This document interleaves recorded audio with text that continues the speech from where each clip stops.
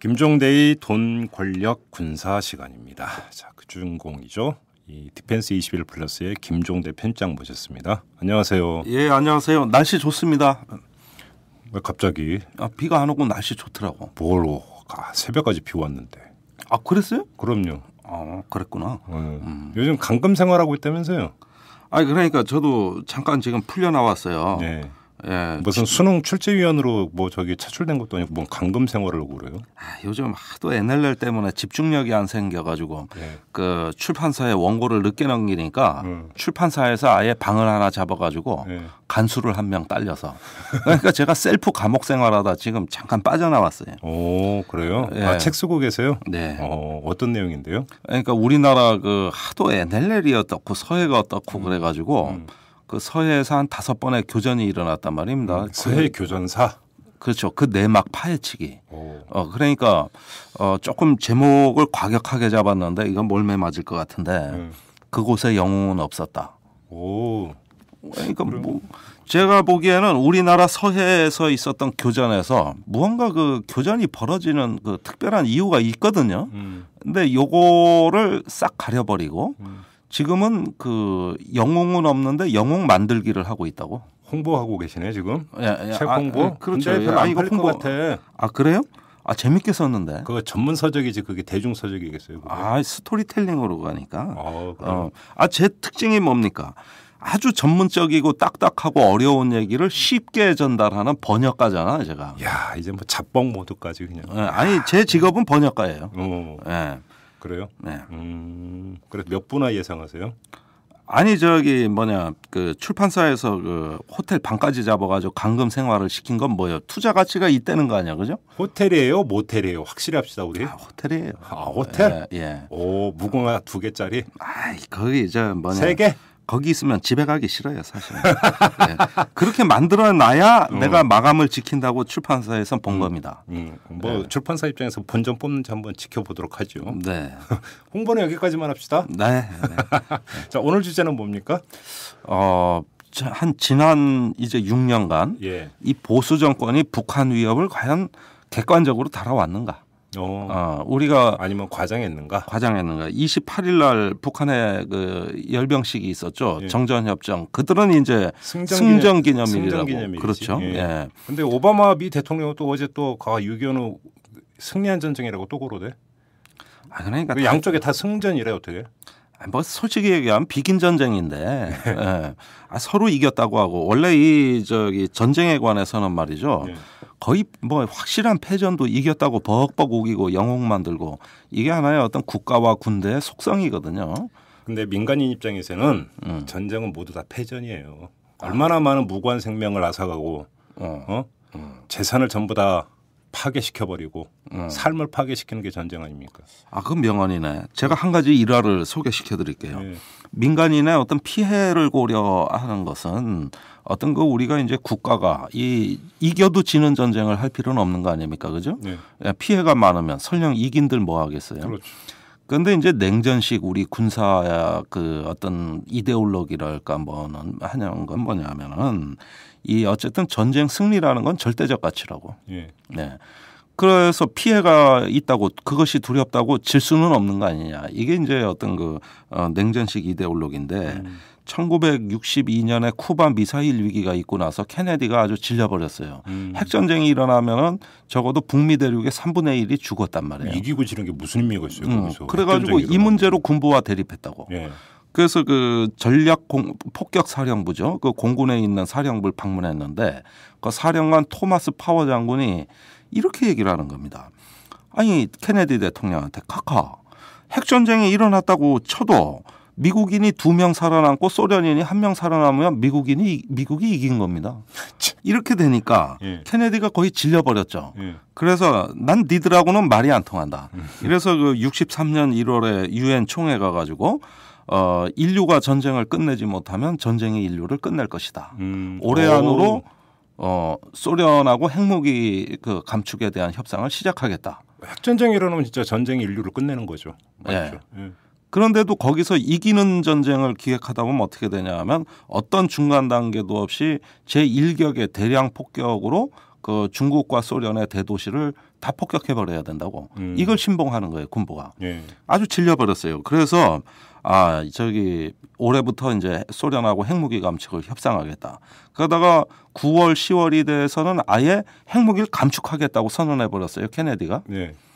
혹시 암살당한 게 그거 무슨 상관성이 있을까? 아니 그게 예일 대학인가 거기서 이제 마지막 연설인데 그 다음 달 10월 63년 10월에 암살당했죠. 그러니까 여기서 이제 그 새끼는 여기까지만 합시다. 이거 재밌는 주제인데. 본류로 가니까. 그러니까 아무튼 승전 얘기하다가 여기까지 왔네.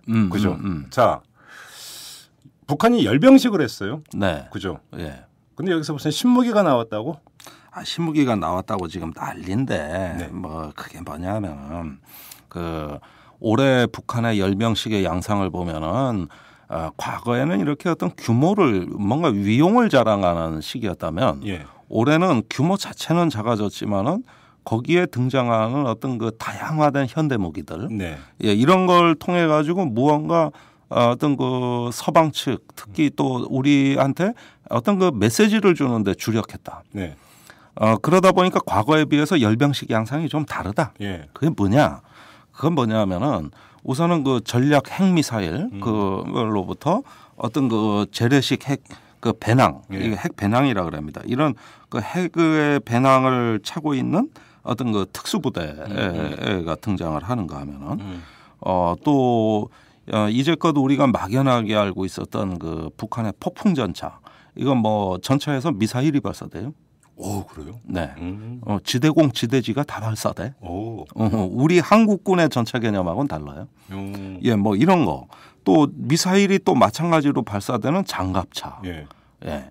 그 다음에 이제 우리와 그 같은 기종이죠. 우리 500MD 헬기와 같은 기종이 그 북한에도 있다고. 옛날에 저 독일을 통해서 미국 헬기를 밀수한 게 있었거든요. 헬기를 밀수를 밀수했죠. 이거 큰 사건이었어요. 어디다 숨겨왔대? 그러니까 등치가 큰데 헬기면? 아니 모르지. 그 시절에는 뭐 우리가 옛날이니까 뭐 그렇게 대공산권 수출 제도가 지금까지 정교하지도 않았고 예. 그걸 어떻게 통제합니까? 오, 헬기를 밀수를 했다. 야, 미국이 발칵 뒤집혀졌겠네 그때. 큰 사건이었다니까. 그러니까. 예. 아무튼 그 헬기가 이번에 나왔어요. 막 비행을 하죠. 열병식 때. 예. 그 광장을 비행하고. 이런 어떤 대략 제가 북한이 의도하는 바가 뭔가 곰곰이 생각해 봤어요. 무언가 현대화된 군사력으로 새로운 전쟁을 치를 준비가 우리는 완성돼 있다는 걸 끊임없이 과시하고 보여주는 겁니다. 그러니까 지금 북한이 올해 승전 기념일이라고 자기들이 얘기하는 어떤 열병식을 통해서는 두 가지 메시지가 나왔다고 보는데, 자, 북한의 국가 전략, 북한의 국가의 핵심 이익이 지금 두 가지입니다. 네. 첫째는 더 이상 정전협정 체제에서 못 살겠다. 평화협정하자. 미국하고 관계 개선하겠다. 이런 어떤 정전협정의 체제 흔들기. 한반도 새판짜기. 예. 이게 첫 번째고, 두 번째는 그러한 어떤 국제관계에서의 현상 타파 논리에 못지않게 또 하나는 뭐냐면은, 만약에 그러한 정전협정의 변화가 불가능하다면 북한은 현대화된 군사력으로 네. 어떤 자위적인 무장 또 어떤 상대방에 대한 억제력 행사를 하겠다. 네. 이 두 가지예요. 자, 그러면 네. 열병식에서 뭐 폭풍전차, 폭풍전차도 500MD 헬기 등장하고, 네. 자, 신무기가 등장을 했어요. 네. 그러면 이거는 지금 우리 정부가 전혀, 그다음 미군이 전혀 파악하고 있지 못하던 신무기입니까? 아니면 원래 알고 있었는데 요번에 선을 보인 겁니까? 그걸 원래. 분명히 해야죠. 예. 그러니까 신무기가 공개됐다 그러면 마치 없던 무기가 새로 공개된 것처럼 얘기가 들릴 수 있겠지만 그게 아니고 네. 이미 있는 무기를 갖고 있는 걸 파악하고 있었던 거죠. 이미 있는 무기를 보여주었거나 예. 저번에 슬쩍 보여준 걸 이번에 자세히 보여줬다. 이 차이지 새로운 건 없어요. 그러면 이미 파악하고 있었다라는 겁니까? 한미 그렇습니다. 양군이? 아니 파악하고 있었다니까요. 다 파악하고 있고 이미 뉴스도 그 전에 다 나간 것들이에요. 근데 왜 그렇게 난리예요? 호들갑을 떨어요. 그런데 이게 뭐냐면 작년 4월에 신형 전차가 그게 처음 공개된 게 한 1년 정도. 예. 이게 공개된 지 그거밖에 안 되기 때문에 어떤 다시 보수 언론에서는 이걸 우려먹을 만한 마치 새로운 것처럼 뉴스 가치가 있는 것처럼 계속 내보낸 거고. 네. 그 다음에 또 한 가지는 뭐냐면은 그 북한의 핵미사일. 이게 이제 작년에 올해죠. 올해 3월에 북한이 3차 핵실험을 하면서 뭐라 그랬습니까? 핵무기의 다양화, 경량화, 예. 다종화 예. 이런 말을 썼잖아요. 예. 그러다 보니까 미사일 종류가 많아진 거예요. 이런 것들이 하나의 어떤 입체화되고 또 어떤 그 다양화된 전력을 갖춤으로써 뭐 우리 한국 제주도, 예. 일본 오키나와, 괌, 미국 본토 이런 거를 맘먹으면 어디든 때릴 수 있다. 이게 핵무기의 다양화, 다종화예요. 네. 이것을 보여줘야 되잖아요. 입증해야 되잖아요. 그러면 그 핵무기를 운반하는 운반체, 즉 미사일이란 말이죠. 이런 것들을 종류별로 계속 보여주고 전시하고 이렇게 그 열병식 때 내보이는 이런 식의 양상으로 가고 있다는 거죠. 이제 북한도요. 그 어떤 서구의 군사 이론에 흉내를 내기 시작하는 거예요. 그래요? 네. 그게 이제 오극렬부터 시작된 건데 그 소련 유학파거든요. 예. 그래서 북한의 요즘 군사 엘리트들이 주로 소련 유학파라고. 예. 그래가지고 그 서방의 어떤 그 군사 이론을 또 맞배기를 했다고. 오. 그러다 보니까 사실 핵무기면은 말이죠. 큰 거 한 방 있으면은 다 해결되는 것이지 뭘 이렇게 종류별로 쪼개가지고 말이죠. 예, 전술 핵무기로부터 전략 핵무기까지 이렇게 다양화해서 우리가 어떤 어떤 군사 전략을 입체적으로 전개한다. 이거 다 서구 이론이거든. 이제 북한도 그런 거 흉내를 내는 거죠. 어디서 우리도 한 수 배웠다 이거죠. 예. 스트레이트 한 방이면 되는데 잽, 어퍼컷, 훅 뭐 다 이제 한다 이거네. 뭔가 이렇게 보여주기 좋은 그 군사 전략 아닙니까 이게? 그렇죠. 예. 근데 열병식이라고 하는 게 네. 보여주기가 있는데 보여주는 대상이 이른바 적국 말고 바이어들을 상대로 하는 용도도 있지 않습니까? 글쎄 그래서 뭐 최근에 뭐 무기 저 파나마에서 뭐 선박이 하나 검색에 걸려가지고 지금 그게 보니까 지대공 미사일의 레이더 부품이었더만요. 그래요? 예, 이것도 지금 북한이 굉장히 중요한 전력으로 치고 있는 거 아닙니까? 예, 우리가 뭐 지금 차기 전투기 뭐 스텔스기를 산다, 뭐 어쩐다, 항공력으로 앞으로 조기에 제압한다 이러니까 자기네 어떤 그 방공, 즉 공중을 방어해야 될 거 아닙니까? 예. 그러니까 또 지대공 미사일, SA 미사일이라 그러는데 2, 3 지금 5까지. 이게 굉장히 그 미사일 전력을 한 500기 정도로 예측하고 있는데 이 미사일이 제대로 가동하는 핵심은 레이더잖아요. 예. 그러니까 그런 어떤 최신형 레이더와 어떤 그 성능 좋은 지대공 미사일 이런 것도 추구하고 있는 거죠. 그러니까 이 북한의 어떤 그 최근에 군사력 건설 증강이라고 하는 양상을 가만히 보면 무언가 이렇게 현대적인 이미지를 갖추는 거 이런 데 굉장히 주력하고 있다는 인상을 받아요. 아무튼 자 그러면 네. 핵 배낭도 등장을 했고 폭풍 전차도 등장을 했고 500MD 헬기도 등장을 했고 이른바 신무기 미사일도 등장했고 등장을 했어요. 네. 자 그런데 지금 김종대 편장의 말씀은 그거를 한미 양군이 이전부터 파악하고 있었던 거다. 처음 한 사실이 아니다. 새로운 건 아니다. 자 그러면 거기서부터 출발을 하죠. 그러면 오늘의 주제가 지금 이 북한의 군사 위협은 과장돼 있는 거 아닌가 바로 이 문제 아니겠습니까? 네. 그렇죠. 뭐 과장돼 있는가보다도 우리가 객관적으로 보는가. 네. 예. 어떤 건 또 우리가 과소평가하는 것도 있을 거라고. 예. 모든 걸 과대평가만 한다고 볼 수는 없다고. 문제는 네. 객관적으로 보는가. 우리의 정보가 네. 공정하고 객관적이고 네. 또 정보를 수집하고 판단하는 기관이 독립적인가. 그렇죠. 예. 자, 이 군대에서 이건 상식인데 말이죠. 네. 정보가 작전에는 개입할 수 있어요. 그렇죠. 작전의 기초가 정보인데.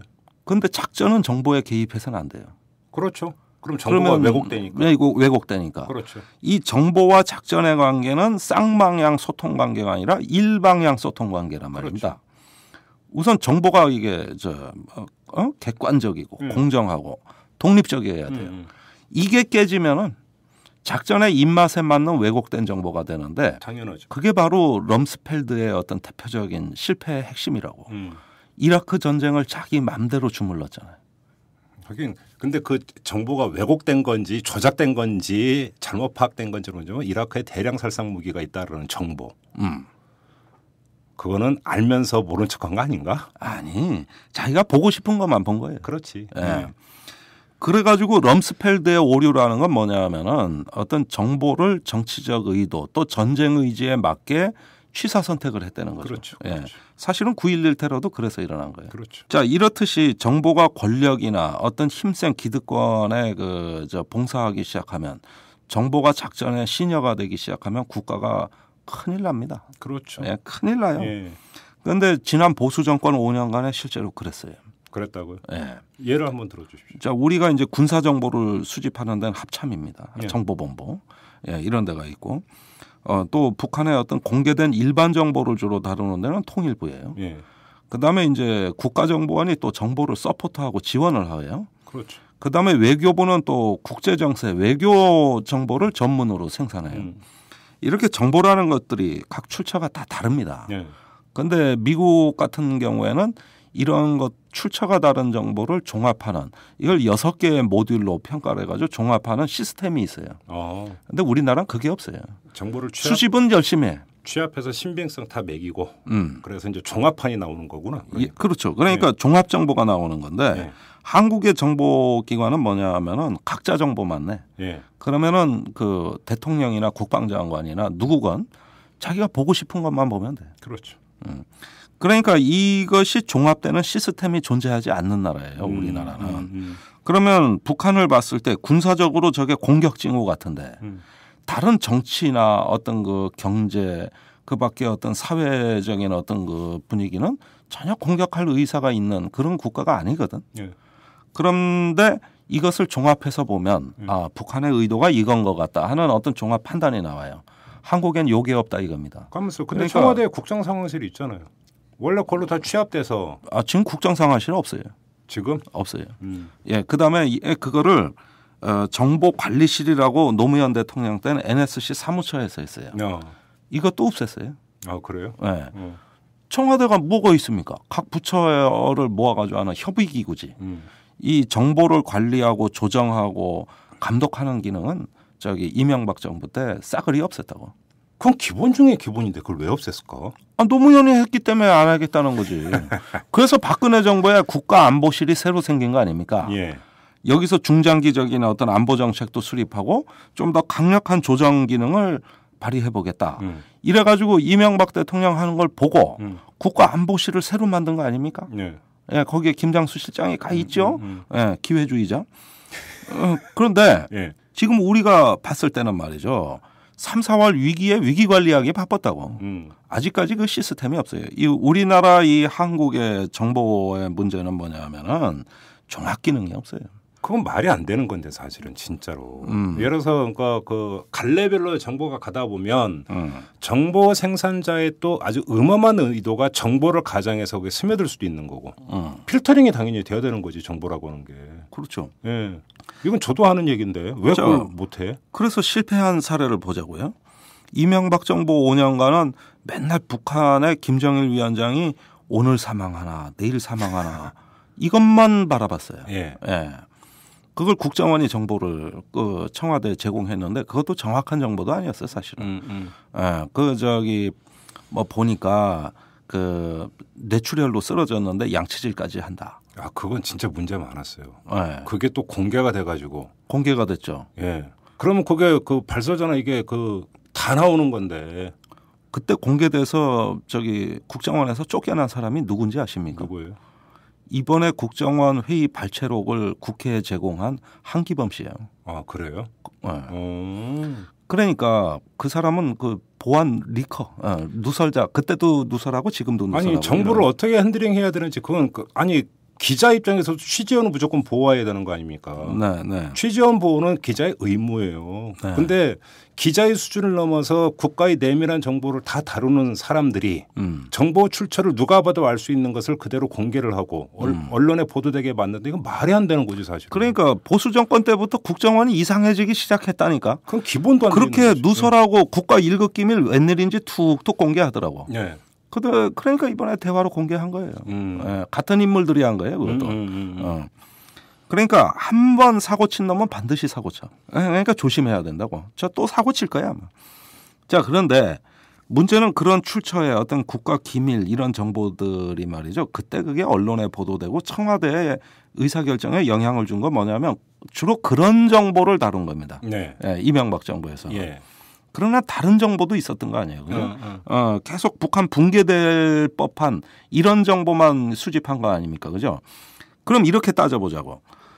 야구 선수 이승엽 타자가 예. 일본 프로야구에서 3할 때 아주 뭐 300홈런에 날렸다고. 예. 그런데 이승엽이 병살타 치는 장면만 막아주고 예. 이걸 비디오로 30분간 편집을 한 다음에 보여줘. 비디오 치는 저 병살타 치는 장면도 아주 많아. 그것만 마서 30분간 틀어주면은 이거 본 사람은 모르는 사람 같으면 저 형편없는 놈이네. 어떻게 잘한 자가 말이야. 야구 선수라고 이런 말 나온다고. 그렇죠. 나온다니까. 예. 그러니까 어떤 그 특이한 하나의 어떤 그 우리의 희망적 사고가 반영된 부분. 예를 들면은 김정일 위원장 곧 사망하고 북한 곧 망한다. 이런 것만 그냥 계속 올렸어 국정원이. 그러니까 그러다가 안 돌아가시니까 나중엔 지쳐가지고 진짜 저기 사망했을 때는 또 모르고 천하태평하고 있었다고. 그러니까 계속 이 정보만 다른 거예요. 그러니까 지금 이 정보 라인을 언급하시는 이유가 정보 생산 주체가 다양하고 이게 필터링이 종합판이 안 나오다 보니까 정보가 왜곡될 소지가 그만큼 크다 이건데. 그렇죠. 정보가 왜곡될 소지가 큰 정보 라인에 따라서 북한의 위협이 객관적으로 지금 파악이 안 되고 있다 이 말씀입니까? 안 돼요. 자, 그 이유를 조금 이번에 군 쪽으로 네. 초점을 옮겨 봅시다. 지난 5년간 우리 합참 정보본부에서 아주 이상한 일들이 많이 일어났어요. 예. 정말 제가 보면 기이하다. 아주 일부러 정보를 죽술라고 작정한 것 같은 느낌을 줄 정도로 이상한 일들이 많이 일어났습니다. 우선 이명박 정부 초기에 우리 군사 정보가 말이죠. 정보본부가 하나의 어떤 합참의 독립적인 정보기관으로 그나마 자율성을 유지하고 있던 것을 이상희 국방장관이 부임하면서 앞으로 북한에 대한 전략 정보는 내가 직접 컨트롤을 하겠다. 오. 이러면서 정보본부가 자기한테 보고하라 그랬어요. 네. 그리고 합참은 그냥 전술 정보, 일반 전투 정보만 관리해라. 이렇게 하면서 합참의장을 핫바지로 만들어놨어. 예. 이게 천안함 직전의 일이에요. 그런데 그렇게 되니까 정보본부의 조직 개편이 일어나는데 또 희한한 게 기존에 있던 정보본부를 세 동강 내가지고 하나는 합참의 작전본부 밑으로 갖다 붙이고 하나는 별도의 또 정보부로 갖고 있고 그러면서 또 하나는 뭐냐면은 전투정보과라 그래가지고 무슨 또 어떤 서포트하는 서비스 기관으로 또 빼버리고 이렇게 하니까 합참 정보본부 내에서 기강문란 어떤 업무 혼선 이런 것들이 일어나기 시작했어요. 그러면서 정보를 담당하는 사람들이 장관이 세냐 의장이 세냐 이러면서 눈치 보면서 정보로 줄대기를 시작을 하니까 예. 이때부터 정보의 기능들이 객관성과 독립성이 붕괴되기 시작했고 네. 그 결과 나온 정보 판단들이 주로 이겁니다. 지난 한 5년간 봅시다. 우리도 돈이 없어가지고 못 갖고 있는 특수부대 우리도 3만 명이 안 되거든요. 근데 북한의 특수부대 8만 명이 20만 명으로 둔갑을 했어요. 네, 20만 명 보도 본 적 있어요. 20만 명으로 둔갑했죠. 그다음에 아까 얘기한 폭풍 전차가 900대가 배치됐대. 야전에. 예. 그런데 우리도 지금 K2 전차 만드네 못 만드네 이런 걸 갖고 처음에 700대라 그랬는데 과하다 그래 지금 370대로 줄였다고. 예. 그런데 북한에 무슨 신형 전차는 900대래. 거기에다 또 신형 장갑차가 있어. 예. 네. 어마어마하죠. 예, 우리 국방 예산으로도 감당이 안 되는. 다 펑튀기 돼 있다라는 겁니다. 그다음에 북한 특수부대 20만으로 늘어나는 사연도 재밌어요. 예. 옆에 못 보던 막사 하나가 생겼거든. 그럼 예. 곱하기 2야 무조건. 이 특수부대가 우리 특수부대 같이 무슨 이렇게 침투하고 요인을 암살하는 주공전력도 아니라고 솔직히. 예. 그냥 6.25 때 왜 지리산에 들어가서 했던 빨치산 생각납니까? 예. 네. 그러니까 앞으로 들어가서 하는 거. 예. 그다음에 북한의 지휘 체계가 크게 3단계예요. 전방에. 예. 1격, 2격, 3격으로 된 걸 2단계로 단순화해요. 그럼 특수부대 는 거래 이게. 무조건 는 거래. 그래서 8만이 20만이 된 거예요? 네. 그런 거예요. 그럼 폭풍전차 900대는 어떻게 된 거예요? 그 900대란 수치가 왜 나왔는지 내가 알 수가 없어 지금.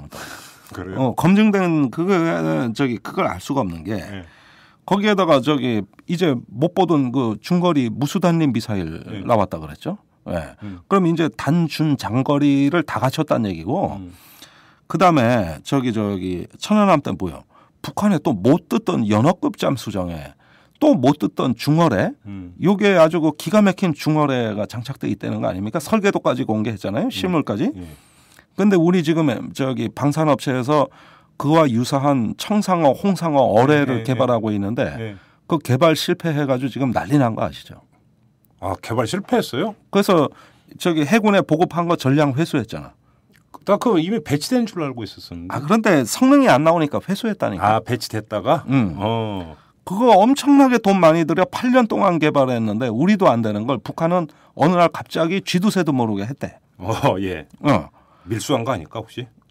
아니 수출까지 안 되는 거 아니야? 그래 그 수출 카탈로그에서 그 설계도 건진 거 아니야? 그렇죠, 그렇죠. 그러니까 우리는 개발도 못 하고 있는 걸 이미 개발해서 성공하고 저기 실전에도 사용하고 해외 수출까지 한대. 네. 이런 일련의 뉴스들이 지난 5년간 쭉쭉 쏟아져 나왔어요. 예. 그러면 다 합쳐서 보자고. 이거는 거의 미국이나 중국 같은 강대국 수준의 그 저기 군사력 증강이거든. 근데 외부의 저기 지원이 일체 없는 가운데 국방비가 우리 5분의 1밖에 안 되는 나라가 그것도 쥐도 새도 모르게 어느 날 자고 일어나 보니까 뚝딱 이런 어떤 그 군사력이 출현했다. 이건 거의 세계 최강대국 수준 아닙니까? 우리는 꿈도 못 꾸는 군사력 증강이잖아요. 네. 그러니까 매번 하나씩 그 위협을 덧붙이기 시작하다 보니까 지난 5년간 북한의 위협이 이거는 누구도 해석 불가능한 아주 미스테리한 그 군사 강국이 돼버렸어.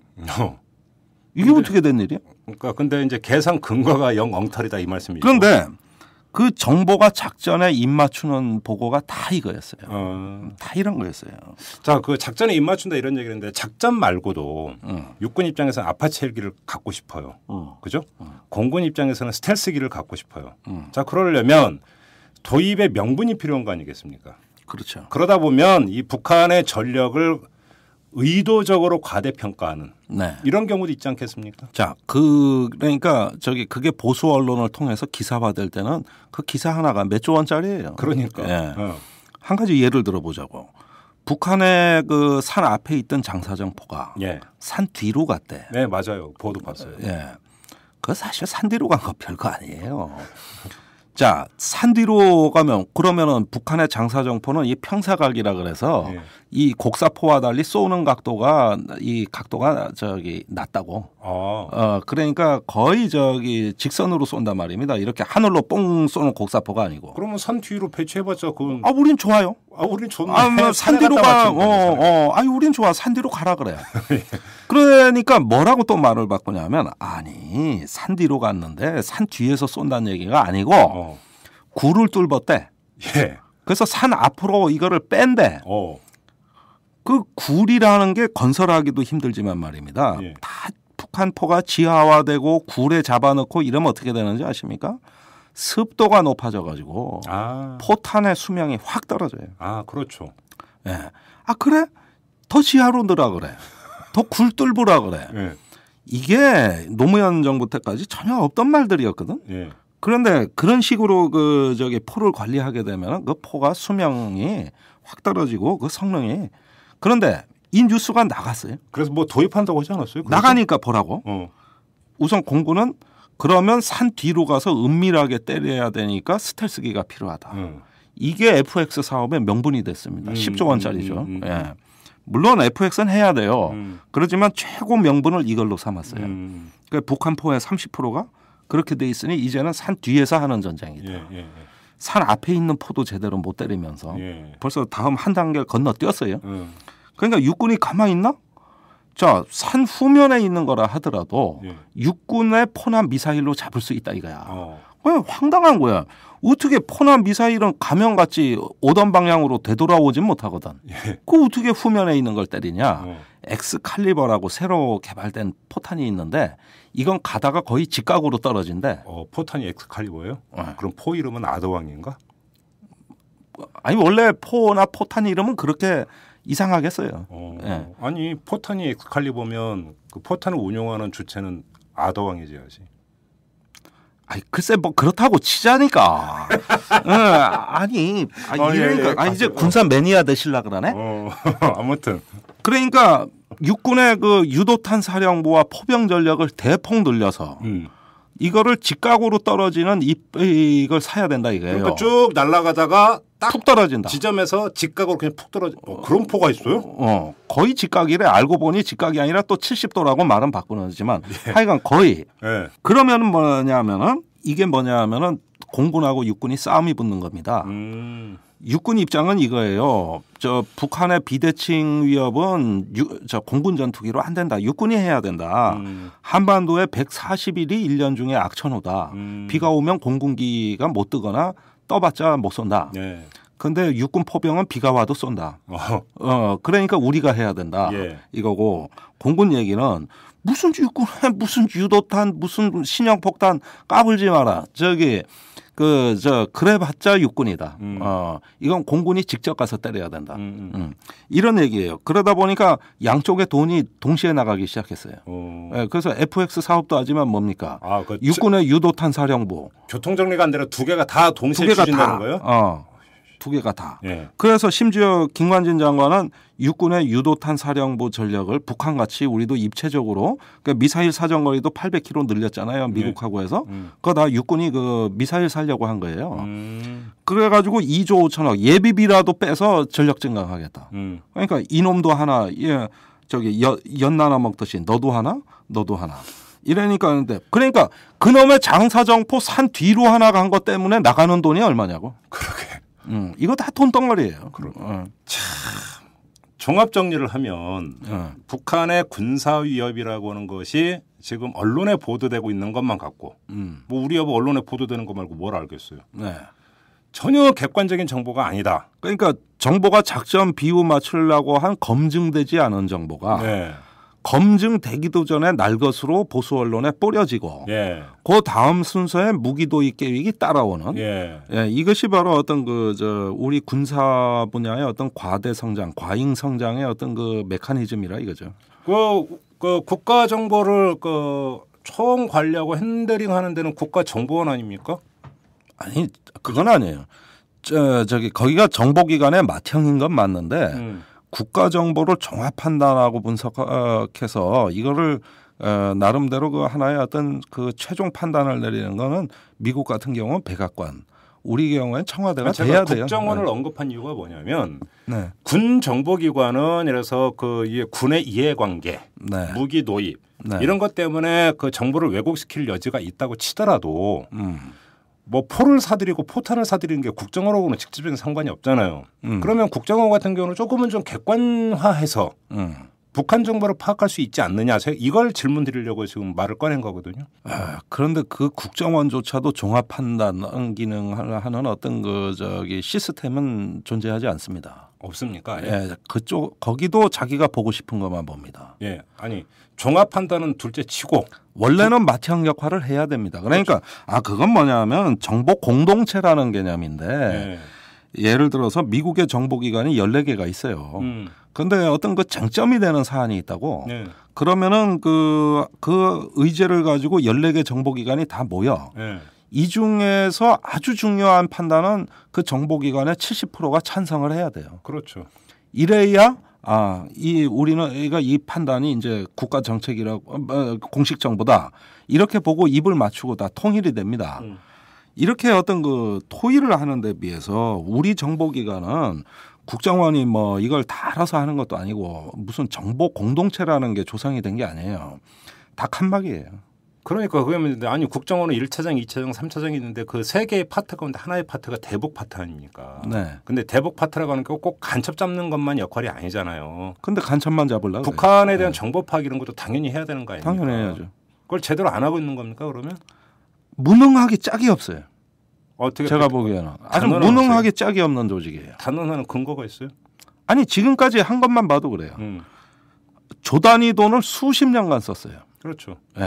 근데 북한에 대한 어떤 정보의 수준이 대단히 낮고, 그 다음에 어떤 그 외국 정보기관에 비해서도 사실은 공작할 수 있는 역량이 뒤떨어지고, 옛날에 아프간 인질 사태 국정원이 선글라스맨이 지가 뭐 구출해온 건 안 하지만 이스라엘 모사드가 해준 거라니까. 그건 또 무슨 얘기예요? 이스라엘 모사드가 그거 다 지원해줘서 하고 폼은 우리 국정원이 선글라스 끼고 매다가. 그때 김만복 원장 시절이잖아요. 김만복 원장 시절이죠. 예. 그것도 엉터리예요. 모사드가 해줬다라는 근거가 뭐예요? 우린 다 알아요. 그래요? 네, 다 웬만한 사람들은 다 아는 사실이에요. 전 몰라요. 얘기 좀 해주세요. 그 언론에만 안 났을 뿐이지. 그러니까 모르지. 청와대에서도 알고. 시간 다 된 것 같은데? 3분 드릴게 해주세요. 그러니까. 궁금하잖아 지금. 원래 이 북한 정보는 북한이 중동하고 이제 일종의 어떤 그 불량국가끼리의 그 커넥션 이런 부분 때문에 이스라엘의 정보기관은 오래전부터 북한의 어떤 해외에서의 활동을 주목을 해왔고요. 그렇겠죠. 무기 수출 뭐 이런 것 때문이라도. 그렇지. 지금은 이란하고 또 북한이 그 커넥션이 있잖아요. 이런 것 때문에 그 모사드가 그 중동을 통해 가지고 북한에 또 접근한 적도 많아요, 사실은. 말하자면 이런 식이었어요. 북한에다가 제의를 하는 거죠. 이란, 이라크에 무기 수출하지 마라. 우리가 돈으로 보상해줄게. 진짜? 옛날엔 그런 일도 있었어요. 그러다 보니까 그 아프간 인질은 말이죠. 이건 북한 문제가 아니라 사실은 그 모사드의 앞마당이라고. 그러다 보니까 이 우리 국정원하고 교류를 하던 모사드가 그 아프간 인질 구출에 대한 어떤 기본 정보를 제공했고 또 미국의 도움도 우리가 받았고 이렇게 해서 한 거지. 국정원이 무슨 아프간에 가서 자기들이 무슨 그 정보력이 있다고. 뭐 정보 제공 이런 걸 좀 해줬다. 외국의 정보기관한테 협조를 받는 통로가 국정원이었다 이 얘기예요. 그리고 또 북한 정보도 마찬가지예요. 국정원이 무슨 북한에 그렇게 정보가 많다고 가끔 가다가 헛소리 삑삑하고 이러면지만은 북한의 어떤 권력 또 어떤 사회 정치 경제 사회 기반에 관한 어떤 그 종합적 분석 그러니까 정보가 있어도 이걸 종합해낼 수 있는 시스템이 없단 말입니다. 이건 국가적으로도 존재하지 않아요. 그러니까 아무튼 오늘 중요한 얘기인데 언론사에서도 어떤 정보가 들어왔을 경우에 이거에 대한 종합 판단을 내리지 않습니까? 그 여하에 따라서 특종이 될 수도 있고 오보가 될 수도 있는 거거든. 어떤 정보가 있을 때. 언론사가 무슨 종합 판단을 하니까 언론사는 지금 그 이상한 탈북자들 내세워가지고 시청률 높이는 일만 하지. 그러니까 일반적인 이른바 단독 취재가 있었을 경우에 자 이게 그러면 신빙성 있는 정보냐 그래서 일면 톱으로 때려도 되는 거냐 여기에 예를 들어서 데스크의 내공도 들어가고 다른 선배들이 그러니까 또 이제 그 취재 라인도 가동이 되고 크로스 체킹이 되고 이러면서 이거는 정말 믿을 만한 정보니까 가자 이러면서 가서 특종이 되기도 하고 그 정보 검증을 잘못하면 이제 오보가 되기도 하고 이걸 일반적인 걸 얘기를 하는 거지. 그러니까 하다못해 언론사에서도 그러는데 국가기관이라는 데에서 정부에 대한 종합 판단과 이 종합 검증을 안 한다라고 하는 게 말이 안 된다라는 거예요, 제 얘기가. 이게 말이 되냐고. 자, 그러니까 우리나라가 얼마나 눈과 귀가 어두운 그 나라인가를 제대로 아시면은 쓰는 돈은 그렇게 많은데 이렇게 어둡다는 걸 제대로 아신다면 참 충격받으신다니까. 이 우리가 북한에 대한 어떤 정보 분석은 대개 6개의 모듈이라고 합니다. 정치, 경제, 사회 기반, 군사, 정보, 그다음에 인프라라 그래가지고 또 몇 가지 이런 어떤 6개의 동심원이라 그래요. 이것에 올라오는 정보의 내용이 다 상반되다고. 그러면 이것을 분석해서 종합해는 어떤 솔루션이라는 게 있는 거라고. 시스템이라는 게 있는 거고. 당연히 있어야죠. 그런데 이 우리 중앙의 정보 부처들의 이 종합 분석 기능이 없다고. 그럼 진짜 말이 안 된다. 보고 싶은 것만 본다고. 그러니까 합참 정보본부가 작전 입맛에 맞는 북한 군사 위협을 부풀리는 정보가 마구마구 나온 거예요. 보수 정권의 색깔이 그랬잖아요. 그래야 좋아하니까. 그다음에 국정원은 곧 김정일 죽는다. 이런 정보, 북한 곧 시스템이 붕괴한다.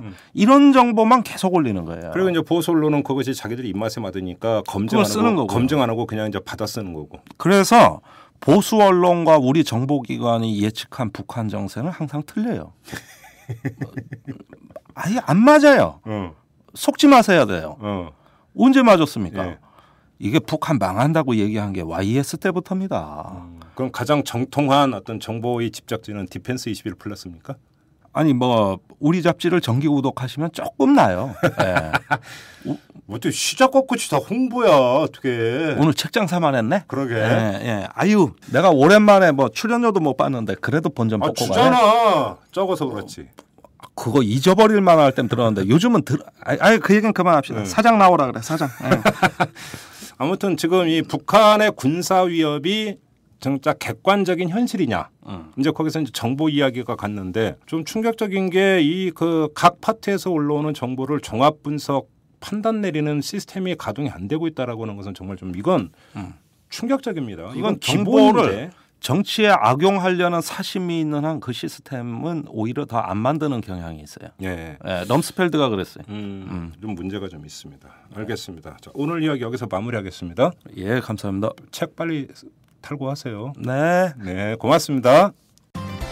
여러분은 지금 10만인 클럽 회원 김별, 강정희가 후원하는 김종배의 이슈 털어주는 남자를 듣고 계십니다. 네, 앞서서 이 SNS 한 뉴스에서도 이 국정조사 특위의 여야 합의 사항에 대한 이 트윗 반응 전해드렸고요. 이어서 정청래 의원과 인터뷰를 하기도 했는데 간단히 정리하면 이런 겁니다. 수단은 목적을 위해서 존재를 하는 거죠. 국정조사 특위는 수단이지 목적이 아닙니다. 국정조사 특위가 왜 수단이냐? 진실이 뭔지를 밝히기 위한 통로이기 때문에 그건 수단입니다. 그런데 목적은 온데간데 없어지고 수단이 목적이 된다면 이건 본말이 전도된 겁니다. 물론 야당의 고충을 뭐 전혀 이해 못하는 바는 아닙니다만 아무튼 여야 합의 내용을 보면은 과연 여기서 본래의 목적인 진실 파헤치기가 가능할 수 있겠는가?